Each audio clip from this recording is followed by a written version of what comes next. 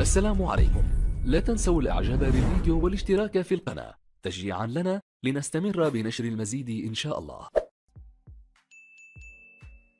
أعلنت المؤسسة العمومية للنقل الحضري وشبه الحضري لمدينة الجزائر وضواحيها إيتوزا عن دخول الدفع الإلكتروني بدون تلامس حيز الخدمة، وهذا عبر 5 نقاط بيع بالعاصمة. كما تندرج هذه العملية في إطار التطوير ورقمنة الوسائل والخدمات المقدمة لمستعملي حافلات إيتوزا وتسهيل المعاملات التجارية. ولهذا الغرض وضعت المؤسسة أجهزة الدفع الإلكتروني تحت تصرف زبائنها عبر 5 نقاط بيع، ويتعلق الأمر بكل من الوكالة التجارية المتواجدة ب21 شارع الفرد، والوكالة التجارية المتواجدة في محطة أول ماي، والمدرج الميكانيكي، وكشك محطة بن عكنون، وكشك محطة ساحة الشهداء حسب البيان. في حين أعلنت مديرية النقل لولاية وهران عن استحداث خطوط جديدة سريعة ومباشرة دون توقف بمناسبة ألعاب البحر الأبيض المتوسط.